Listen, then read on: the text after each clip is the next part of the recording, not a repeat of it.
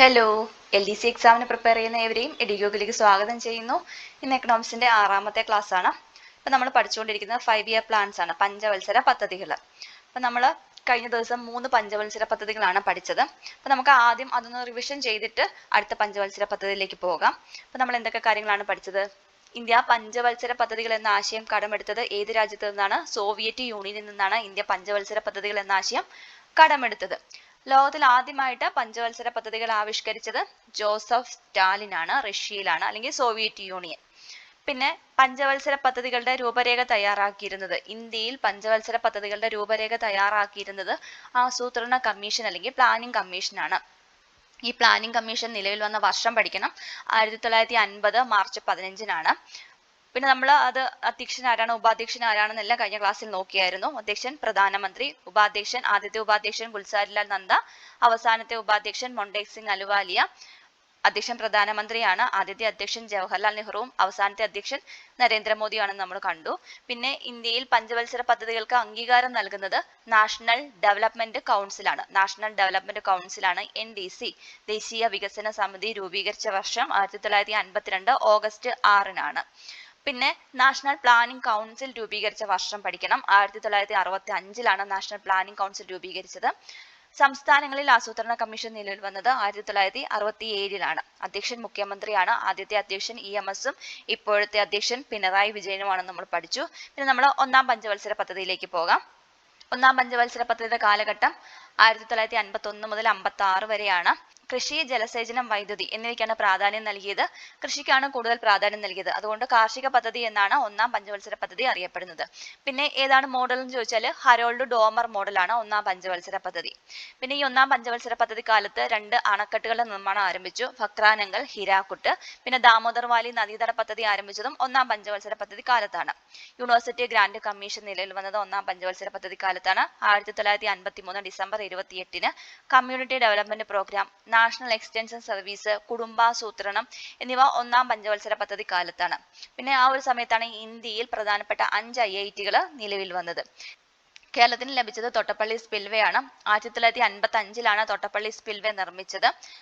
Vembanad കായലിലാണ് Thottappally spillway നിർമ്മിച്ചത്. പിന്നെ നമ്മൾ 2-ാം പഞ്ചവത്സര പദ്ധതിയിൽ എന്തൊക്കെയാണ് പഠിച്ചത്? 2-ാം പഞ്ചവത്സര പദ്ധതിയുടെ കാലഘട്ടം 56 മുതൽ 61 വരെയാണ്. പ്രാധാന്യം നൽകിയത് വ്യവസായത്തിനാണ്. അതുകൊണ്ട് വ്യാവസായിക പദ്ധതി എന്നാണ് അറിയപ്പെടുന്നത്. ഇതിന്റെ മോഡൽ ഏതാണ്? മഹലനോബിസ് മോഡൽ, മഹലനോബിസ് മാതൃക എന്നാണ് അറിയപ്പെടുന്നത്. മഹലനോബിസ് മോഡലാണ് 2-ാം പഞ്ചവത്സര പദ്ധതി. പിന്നെ വ്യവസായത്തിനാണ് പ്രാധാന്യം കൊടുത്തതെന്ന് പറഞ്ഞു. അതുകൊണ്ട് ആ ഒരു സമയത്ത് നമ്മൾ ഓർക്കുക, ഇരുമ്പുരുക്കുശാലകൾ, പ്രധാനപ്പെട്ട 3 ഇരുമ്പുരുക്കുശാലകൾ ആരംഭിച്ചത് 2-ാം പഞ്ചവത്സര പദ്ധതി കാലത്താണ്. ഏതൊക്കെയാണ്? ദുർഗാപൂർ, ഭിലായ്, റൂർക്കേല. ഇത് പഠിക്കുമ്പോൾ ഏതൊക്കെ സംസ്ഥാനങ്ങളിലാണ് ഇത് സ്ഥിതി ചെയ്യുന്നത്, ഏതൊക്കെ രാജ്യമാണ് സഹായിച്ചത്, നിർമ്മാണത്തിന് സഹായിച്ചതെന്നാണ് പഠിക്കേണ്ടത്. ദുർഗാപൂർ പശ്ചിമ ബംഗാളിലാണ്, ബ്രിട്ടനാണ് സഹായിച്ചത്. ഭിലായ് റഷ്യയാണ് സഹായിച്ചത്. റൂർക്കേല ഒഡീഷ, ജർമ്മനിയാണ് സഹായിച്ചത്. പിന്നെ 3-ാം പഞ്ചവത്സര പദ്ധതിയുടെ കാലഘട്ടം 1961 മുതൽ 66 വരെയാണ്. ഭക്ഷ്യ സ്വയം പര്യാപ്തത, സമ്പദ്ഘടനയുടെ സ്വയം പര്യാപ്തത, അതാണ് 3-ാം പഞ്ചവത്സര പദ്ധതിയുടെ ലക്ഷ്യം. ഭക്ഷ്യ സ്വയം പര്യാപ്തത കൈവരിക്കാൻ വേണ്ടി ഇന്ത്യയിൽ ആരംഭിച്ചത് എന്താണ്? ഹരിത വിപ്ലവം. അപ്പൊ ഹരിത വിപ്ലവം 3-ാം പഞ്ചവത്സര പദ്ധതി കാലത്താണ് തുടക്കം കുറിച്ചത്. ഹരിത വിപ്ലവത്തിന്റെ പിതാവ് MS സ്വാമിനാഥനാണ്. ഈ ഹരിത വിപ്ലവം വീറ്റ് റെവല്യൂഷൻ എന്നും അറിയപ്പെടുന്നുണ്ട്. എന്തുകൊണ്ടാണ് വീറ്റ് റെവല്യൂഷൻ എന്ന് അറിയപ്പെടുന്നത്? വീറ്റാണ് അല്ലെങ്കിൽ ഗോതമ്പാണ് ഏറ്റവും കൂടുതൽ ഉൽപ്പാദിപ്പിച്ചത്. അതുകൊണ്ടാണ് വീറ്റ് റെവല്യൂഷൻ എന്ന് അറിയപ്പെടുന്നത്. പിന്നെ ഇതിന്റെ മോഡൽ ചോദിച്ചാൽ ജോൺ സാൻഡി ആൻഡ് ചക്രവർത്തി മോഡലാണ് 3-ാം പഞ്ചവത്സര പദ്ധതി. ഗാഡ്ഗിൽ യോജന എന്നറിയപ്പെടുന്നതും 3-ാം പഞ്ചവത്സര പദ്ധതിയാണ്. 1964 ബൊക്കാറോ സ്റ്റീൽ പ്ലാന്റ് നിർമ്മിച്ചത് 3-ാം പഞ്ചവത്സര പദ്ധതി കാലത്താണ്. ബൊക്കാറോ സ്റ്റീൽ പ്ലാന്റ് 3-ാം പഞ്ചവത്സര പദ്ധതി കാലത്താണ്. ജാർഖണ്ഡിലാണ് ഇത് സ്ഥിതി ചെയ്യുന്നത്. റഷ്യയാണ് നിർമ്മാണത്തിന് സഹായിച്ചത്. പിന്നെ 3-ാം പഞ്ചവത്സര പദ്ധതി ഒരു പരാജയമായിരുന്നു. പരാജയപ്പെടാനുള്ള കാരണം 1962-ലെ ഇന്ത്യ ചൈന യുദ്ധവും 1965-66 കാലഘട്ടത്തിലെ 1-ാം ഇന്ത്യ പാക് യുദ്ധവുമാണ് 3-ാം പഞ്ചവത്സര പദ്ധതി പരാജയപ്പെടാനുണ്ടായ കാരണം. ഇന്ത്യയിലെ 1-ാം ദേശീയ അടിയന്തരാവസ്ഥ പ്രഖ്യാപിച്ചത് 1962-ല് ഇന്ത്യ ചൈന യുദ്ധത്തിന്റെ സമയത്താണെന്ന് നമ്മൾ പഠിച്ചു. 1966-ന് ശേഷം 4-ാം പഞ്ചവത്സര പദ്ധതി ആരംഭിച്ചത് 1969-ലാണ്. അപ്പൊ 66 മുതൽ 69 വരെയുള്ള ആ ഒരു കാലഘട്ടം പ്ലാൻ ഹോളിഡേ എന്നാണ് അറിയപ്പെടുന്നത്. ആ ഒരു 3 വർഷം വാർഷിക പദ്ധതികളാണ് തയ്യാറാക്കിയിരുന്നത്. എന്തുകൊണ്ടാണ് വാർഷിക പദ്ധതികൾ തയ്യാറാക്കിയത്? മൂന്നാം പഞ്ചവത്സര പദ്ധതിക്ക് ശേഷം വന്ന സാമ്പത്തിക പ്രശ്നങ്ങൾ പരിഹരിച്ചത് 3 വാർഷിക പദ്ധതിയിലൂടെയാണ്. ഇന്ദിരാഗാന്ധിയാണ് പ്ലാൻ ഹോളിഡേ പ്രഖ്യാപിച്ച് വാർഷിക പദ്ധതികൾ തയ്യാറാക്കിയത്. ഇത്രയും കാര്യങ്ങളാണ് നമ്മൾ കഴിഞ്ഞ ക്ലാസ്സിൽ പഠിച്ചത്. നമുക്ക് 4ാം പഞ്ചവത്സര പദ്ധതിയിലേക്ക് പോകാം.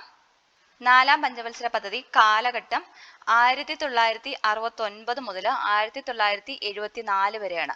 1969 മുതൽ 1974 വരെയാണ് 4ാം പഞ്ചവത്സര പദ്ധതി. സ്ഥിരതയോടുകൂടിയ വളർച്ച സ്വാശ്രയത്വം അതാണ് ലക്ഷ്യം. 4ാം പഞ്ചവത്സര പദ്ധതിയുടെ ലക്ഷ്യം എന്താണ്? സ്ഥിരതയോടുകൂടിയ വളർച്ച സ്വാശ്രയത്വം അതാണ് 4ാം പഞ്ചവത്സര പദ്ധതിയുടെ ലക്ഷ്യം. ഗാഡ്ഗിൽ മോഡൽ പിന്തുടരുന്ന പഞ്ചവത്സര പദ്ധതിയാണ് 4ാം പഞ്ചവത്സര പദ്ധതി. നമ്മൾ പഠിച്ചു 3ാം പഞ്ചവത്സര പദ്ധതി ഗാഡ്ഗിൽ യോജന എന്നും അറിയപ്പെടുന്നുണ്ട്. അപ്പം ഗാഡ്ഗിൽ യോജന അല്ലെങ്കിൽ ഗാഡ്ഗിൽ മോഡൽ പിന്തുടരുന്ന പഞ്ചവത്സര പദ്ധതിയാണ് 4ാം പഞ്ചവത്സര പദ്ധതി. ഈ 4ാം പഞ്ചവത്സര പദ്ധതിയുടെ സമയത്ത് ഇന്ത്യയുടെ പ്രധാനമന്ത്രി ഇന്ദിരാഗാന്ധിയാണ്. 4ാം പഞ്ചവത്സര പദ്ധതിയുടെ സമയത്ത് ഇന്ത്യയുടെ പ്രധാനമന്ത്രി. 4ാം പഞ്ചവത്സര പദ്ധതിയുടെ സമയത്താണ് ഇന്ത്യയിൽ ആദ്യമായി ബാങ്കുകൾ ദേശസാൽക്കരിച്ചത്. 14 ബാങ്കുകളാണ് ഇന്ത്യയിൽ ആദ്യമായിട്ട് ദേശസാൽക്കരിച്ചത്. അതിന്റെ വർഷവും കൂടെ പഠിച്ചു വെച്ചേക്കാം. 1969 ജൂലൈ 19. 1969 ജൂലൈ 19 ഇന്ത്യയിൽ ആദ്യമായിട്ട് 14 ബാങ്കുകൾ ദേശസാൽക്കരിച്ചത്. ബാങ്കുകളെ ദേശസാൽക്കരിച്ച പ്രധാനമന്ത്രി ഇന്ദിരാഗാന്ധിയാണ്. ഓർത്തിരിക്കുക. 4ാം പഞ്ചവത്സര പദ്ധതി 14 നിന്ന് നമുക്ക് 4 കണക്ട് ചെയ്യാം. പിന്നെ ഇവിടെ ഇതൊരു 9 പോലെ നമുക്ക് മാറ്റാനായിട്ട് പറ്റും. 19 കൂടെ ഓർത്തിരിക്കുക. ഇന്ദിരാഗാന്ധിയാണ് ബാങ്കുകളെ ദേശസാൽക്കരിച്ചത്. 1969 ജൂലൈ 19 ഇന്ത്യയിൽ ആദ്യമായിട്ട് ബാങ്ക് ദേശസാൽക്കരണം നടന്നത്.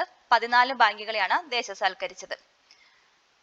പിന്നെ 4ാം പഞ്ചവത്സര പദ്ധതിയുടെ സമയത്താണ് രണ്ടാം ഇന്ത്യ പാക് യുദ്ധം നടന്നത്. 1971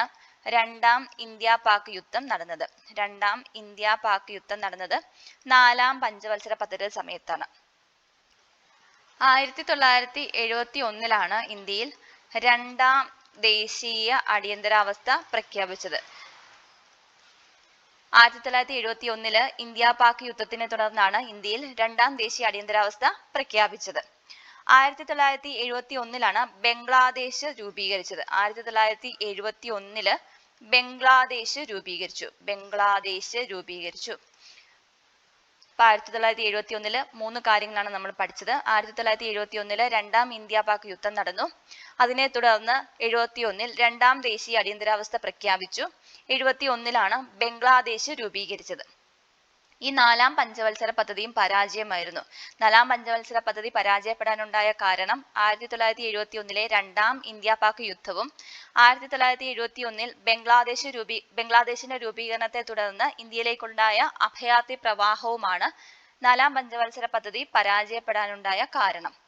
5.6% വളർച്ചാ നിരക്കാണ് പ്രതീക്ഷിച്ചത്. എന്നാൽ 3.3% മാത്രമാണ് കൈവരിക്കാനായിട്ട് സാധിച്ചത്. 5.6% പ്രതീക്ഷിച്ചു, 3.3% മാത്രമാണ് ഗ്രോത്ത് ലഭിച്ചത്. ഓപ്പറേഷൻ ഫ്ലഡ് 1970 ഇന്ത്യയിൽ ഓപ്പറേഷൻ ഫ്ലഡ് ആരംഭിച്ചത്. ഓപ്പറേഷൻ ഫ്ലഡ് ധവള വിപ്ലവം. ഇന്ത്യയിൽ പാൽ ഉൽപാദനം വർദ്ധിപ്പിക്കാൻ വേണ്ടി ആരംഭിച്ച പദ്ധതിയാണ് ഓപ്പറേഷൻ ഫ്ലഡ്. ധവള വിപ്ലവം എന്നറിയപ്പെടുന്നതും ഓപ്പറേഷൻ ഫ്ലഡ് തന്നെയാണ്. വർഷം ഇമ്പോർട്ടന്റ് ആണ്. 1970 ഓപ്പറേഷൻ ഫ്ലഡ്. 1972 ഇന്ത്യയിൽ വൈൽഡ് ലൈഫ് പ്രൊട്ടക്ഷൻ ആക്ട് നിലവിൽ വന്നു. പ്രൊട്ടക്ഷൻ ആക്ട് നിലവിൽ വന്നത് 1972 ഇന്ത്യയിൽ വൈൽഡ് ലൈഫ് പ്രൊട്ടക്ഷൻ ആക്ട് നിലവിൽ വന്നത് 1972 1972 ഷിംല കരാർ. ആരൊക്കെ തമ്മിലാണ് ഷിംല കരാർ ഒപ്പുവെച്ചത്? അതായത് ഇന്ത്യ പാക് യുദ്ധത്തെ തുടർന്ന് ഒപ്പുവെച്ച സമാധാന കരാറാണ് ഷിംല കരാർ. ഇന്ത്യയുടെ പ്രധാനമന്ത്രിയായിരുന്ന ഇന്ദിരാഗാന്ധിയും പാകിസ്ഥാന്റെ പ്രധാനമന്ത്രിയായിരുന്ന സുൽഫിക്കർ അലി ഭൂട്ടോയും തമ്മിലാണ് ഷിംല കരാർ ഒപ്പുവെച്ചത്. അതിന്റെ ഡേറ്റും കൂടി ഓർത്തിരിക്കുക. ജൂലൈ 2 ഷിംല കരാർ ഒപ്പുവെച്ചത്. ഇന്ത്യൻ പ്രധാനമന്ത്രിയായിരുന്ന ഇന്ദിരാഗാന്ധിയും പാകിസ്ഥാന്റെ പ്രധാനമന്ത്രിയായിരുന്ന സുൽഫിക്കർ അലി ഭൂട്ടോയും തമ്മിൽ ഒപ്പുവെച്ച സമാധാന കരാറാണ് ഷിംല കരാർ. ഇന്ത്യ പാക് യുദ്ധത്തെ തുടർന്ന് ഒപ്പുവെച്ച കരാറാണ് ഷിംല കരാർ. ഓർത്തിരിക്കുക. ഇനി 1973 ഇന്ത്യയിൽ പ്രൊജക്ട് ടൈഗർ പദ്ധതി ആരംഭിച്ചു. ഇന്ത്യയിൽ പ്രൊജക്ട് ടൈഗർ പദ്ധതി ആരംഭിച്ച വർഷം ഏതാണ്? 1973. ഈ വർഷമൊക്കെ നമുക്ക് പരീക്ഷയ്ക്ക് ചോദിക്കാറുണ്ട്, അതുകൊണ്ട് അത് ഇമ്പോർട്ടന്റ് ആണ്, പഠിച്ചിരിക്കുക. 1973 ഇന്ത്യയിൽ പ്രൊജക്ട് ടൈഗർ പദ്ധതി ആരംഭിച്ചു. അടുത്തത് ഇമ്പോർട്ടന്റ് ആയിട്ടുള്ള കാര്യം, 1974 മെയ് 18. 1974 മെയ് 18 ഇന്ത്യയിൽ ഒന്നാം ആണവ പരീക്ഷണം നടത്തിയത്. എന്നാണ് 1974 മെയ് 18. ഇത് എവിടെയാണ് നടത്തിയത്? രാജസ്ഥാനിലെ പൊക്രാനിലാണ് ഇന്ത്യ ഒന്നാം ആണവ പരീക്ഷണം നടത്തിയത്. ഇതിന്റെ കോഡ് നെയിം ബുദ്ധൻ ചിരിക്കുന്നു എന്നതാണ് ഒന്നാം ആണവ പരീക്ഷണത്തിന്റെ കോഡ് നെയിം. ബുദ്ധൻ ചിരിക്കുന്നു. അപ്പൊ ഇത്രയും കാര്യങ്ങളാണ് നമുക്ക് 4ാം പഞ്ചവത്സര പദ്ധതിയെ കുറിച്ച് പഠിക്കാനായിട്ടുള്ളത്. പഠിച്ച കാര്യങ്ങൾ നമ്മൾ ഒന്നുകൂടെ ഡിസ്കസ് ചെയ്യാം. 69 മുതൽ 74 വരെയാണ് കാലഘട്ടം. സ്ഥിരതയോടുകൂടിയ വളർച്ച, സ്വാശ്രയത്വം, ഇതാണ് 4ാം പഞ്ചവത്സര പദ്ധതിയുടെ ലക്ഷ്യം. 4ാം പഞ്ചവത്സര പദ്ധതിയുടെ സമയത്ത് ഇന്ദിരാഗാന്ധി ആയിരുന്നു പ്രധാനമന്ത്രി. 1969 ജൂലൈ 19 ഇന്ദിരാഗാന്ധി 14 ബാങ്കുകളെ ദേശസാൽക്കരിച്ചു. 4ാം പഞ്ചവത്സര പദ്ധതിയുടെ സമയത്താണ് ഇന്ത്യയിൽ ആദ്യമായിട്ട് ബാങ്കുകൾ ദേശസാൽക്കരിച്ചത്. 14 നിന്ന് 4ലേക്ക് പോവുക. പിന്നെ 1971 രണ്ടാം ഇന്ത്യ പാക് യുദ്ധം നടന്നു. ഈ ഒരു സമയത്താണ് ഇന്ത്യയിൽ 2ാം ദേശീയ അടിയന്തരാവസ്ഥ പ്രഖ്യാപിച്ചത്. 1971 ബംഗ്ലാദേശ് രൂപീകരിച്ചു. 4ാം പഞ്ചവത്സര പദ്ധതി പ്രതീക്ഷിച്ചത്ര ഗ്രോത്ത് കൈവരിച്ചില്ല. 5.6 പ്രതീക്ഷിച്ചു, 3.3% മാത്രമേ കൈവരിച്ചുള്ളൂ. അതിന്റെ കാരണം 1971 2ാം ഇന്ത്യ പാക് യുദ്ധവും ബംഗ്ലാദേശ് സംസ്ഥാനം രൂപീകരിച്ചതിന്റെ ഭാഗമായി ഇന്ത്യയിലേക്ക് അഭയാർത്ഥി പ്രവാഹവും ഉണ്ടായി. ഈ കാരണങ്ങൾ കൊണ്ടാണ് 4ാം പഞ്ചവത്സര പദ്ധതി പ്രതീക്ഷിച്ചത്ര ഗ്രോത്ത് കൈവരിക്കാത്തത്. പിന്നെ 1970 operation flood, 72 wild life protection act നിലവിൽ വന്നു. ഇന്ത്യ പാക് യുദ്ധത്തെ തുടർന്ന് ഇന്ദിരാഗാന്ധിയും സുൽഫിക്കർ അലി ഭൂട്ടോയും തമ്മിൽ ഒപ്പുവെച്ച കരാറാണ് ഷിംല കരാർ. 1972 ജൂലൈ 2 ഷിംല കരാർ ഒപ്പുവെച്ചത്. 73 പ്രൊജക്ട് ടൈഗർ പദ്ധതി നിലവിൽ വന്നു. 1974 മെയ് 18 ഇന്ത്യയിൽ ഒന്നാം ആണവ പരീക്ഷണം നടത്തി. രാജസ്ഥാനിലെ പൊക്രാനിലാണ് ഒന്നാം ആണവ പരീക്ഷണം നടത്തിയത്. അതിന്റെ കോഡ് നെയിം ഓർത്തിരിക്കുക, ബുദ്ധൻ ചിരിക്കുന്നു. അതാണ് ഒന്നാം ആണവ പരീക്ഷണത്തിന്റെ കോഡ് നെയിം. അപ്പൊ നമുക്ക് 5ാം പഞ്ചവത്സര പദ്ധതിയിലേക്ക് പോകാം. 5ാം പഞ്ചവത്സര പദ്ധതി ഒരുപാട് പ്രത്യേകതകളുള്ള പഞ്ചവത്സര പദ്ധതിയാണ്. PSC പരീക്ഷകൾക്ക് ഒരുപാട് ക്വസ്റ്റ്യൻസ് വരുന്ന ഒരു ഏരിയയും 5ാം പഞ്ചവത്സര പദ്ധതിയാണ്. ആദ്യം തന്നെ നമുക്ക് 5ാം പഞ്ചവത്സര പദ്ധതിയുടെ കാലഘട്ടം നോക്കാം. 1974 മുതൽ 1979 വരെയാണ് 5ാം പഞ്ചവത്സര പദ്ധതിയുടെ കാലഘട്ടം. 5ാം പഞ്ചവത്സര പദ്ധതിയുടെ ലക്ഷ്യം എന്താണ്? ദാരിദ്ര്യ നിർമ്മാർജ്ജനമാണ് 5ാം പഞ്ചവത്സര പദ്ധതിയുടെ ലക്ഷ്യം. അതാണ് 5ാം പഞ്ചവത്സര പദ്ധതിയുടെ ലക്ഷ്യം. ഇന്ത്യയിൽ ദാരിദ്ര്യ നിർമ്മാർജ്ജനത്തിനായി 20 പരിപാടികൾ ആരംഭിച്ചത് 5ാം പഞ്ചവത്സര പദ്ധതി കാലത്താണ്. ഇന്ത്യയിൽ ദാരിദ്ര്യ നിർമ്മാർജ്ജനത്തിനായി ഇന്ദിരാഗാന്ധി 1975 20 പരിപാടികൾ നടപ്പിലാക്കി. ഇത് പരീക്ഷയ്ക്ക് ചോദിക്കാറുണ്ട്. 20 പരിപാടികൾ ഏത് പഞ്ചവത്സര പദ്ധതിയുമായി ബന്ധപ്പെട്ടാണ്? 5ാം പഞ്ചവത്സര പദ്ധതി. വർഷം ചോദിക്കാറുണ്ട്, 1975. ആരാണ് നടപ്പിലാക്കിയത്? ഇന്ദിരാഗാന്ധിയാണ് നടപ്പിലാക്കിയത്. അപ്പം ഇത്രയും കാര്യങ്ങൾ ആ ഒരു സെന്റൻസിൽ നിന്ന് ഓർത്തിരിക്കുക. ഇന്ത്യയിൽ ദാരിദ്ര്യ നിർമ്മാർജ്ജനത്തിനായി ഇന്ദിരാഗാന്ധി 1975 20 പരിപാടികൾ നടപ്പിലാക്കി. ഇനി 5ാം പഞ്ചവത്സര പദ്ധതിയുടെ മുദ്രാവാക്യമുണ്ട്, ഗരീബി ഹട്ടാവോ. 5ാം പഞ്ചവത്സര പദ്ധതിയുടെ മുദ്രാവാക്യമാണ് ഗരീബി ഹട്ടാവോ. ഇത് ഏത് പഞ്ചവത്സര പദ്ധതിയുടെ മുദ്രാവാക്യമാണെന്ന് ചോദിക്കാറുണ്ട്. 5ാം പഞ്ചവത്സര പദ്ധതിയുടെ മുദ്രാവാക്യമാണ് ഗരീബി ഹട്ടാവോ. ജോലിക്ക് കൂലി ഭക്ഷണം എന്ന പദ്ധതി ആരംഭിച്ചത് 5ാം പഞ്ചവത്സര പദ്ധതി കാലത്താണ്. ജോലിക്ക് കൂലി ഭക്ഷണം എന്ന പദ്ധതി ആരംഭിച്ചത് 5ാം പഞ്ചവത്സര പദ്ധതി കാലത്താണ്. ഇന്ത്യയിൽ കാർഷികോൽപാദനവും ജലവിതരണവും ലക്ഷ്യമിട്ടുകൊണ്ട് കമാൻഡ് ഏരിയ ഡെവലപ്മെന്റ് പദ്ധതി ആരംഭിച്ചു. ആരംഭിച്ചത് 5ാം പഞ്ചവത്സര പദ്ധതി കാലത്താണ്.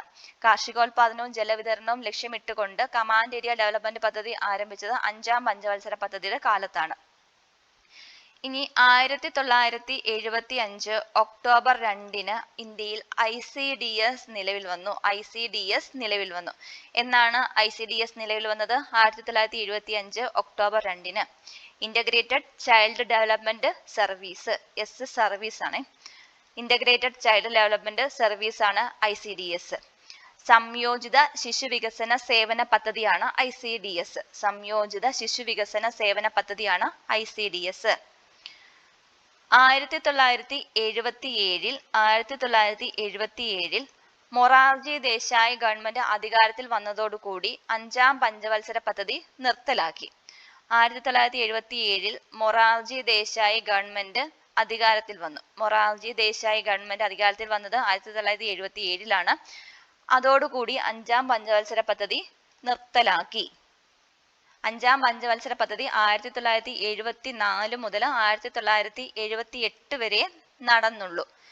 കാലാവധി പൂർത്തിയാക്കാത്ത പഞ്ചവത്സര പദ്ധതിയാണ് 5ാം പഞ്ചവത്സര പദ്ധതി. കാലാവധി പൂർത്തിയാകുന്നതിന് മുൻപേ ആ ഒരു പഞ്ചവത്സര പദ്ധതി ക്യാൻസൽ ചെയ്യുകയാണ് ചെയ്തത്. അപ്പൊ കാലാവധി പൂർത്തിയാക്കാത്ത പഞ്ചവത്സര പദ്ധതി 5ാം പഞ്ചവത്സര പദ്ധതിയാണ്. മൊറാർജി ദേശായി ഗവൺമെന്റ് 1977 അധികാരത്തിൽ വരികയും 5ാം പഞ്ചവത്സര പദ്ധതി നിർത്തലാക്കുകയുമാണ് ചെയ്തത്. 5ാം പഞ്ചവത്സര പദ്ധതി നിർത്തലാക്കിക്കൊണ്ട് ആരംഭിച്ച പദ്ധതിയാണ് റോളിംഗ് പ്ലാൻ. 5ാം പഞ്ചവത്സര പദ്ധതി നിർത്തലാക്കിക്കൊണ്ട് ആരംഭിച്ച പദ്ധതിയാണ് റോളിംഗ് പ്ലാൻ. റോളിംഗ് പ്ലാന്റെ കാലഘട്ടം 1978 മുതൽ 1980 വരെയാണ്. 1978 മുതൽ 1980 വരെയാണ് റോളിംഗ് പ്ലാനിന്റെ കാലഘട്ടം. റോളിംഗ് പ്ലാൻ എന്ന ആശയം ആദ്യമായി അവതരിപ്പിച്ചത് ഗുർണർ മെർഡൽ ആണ്. ഗുർണർ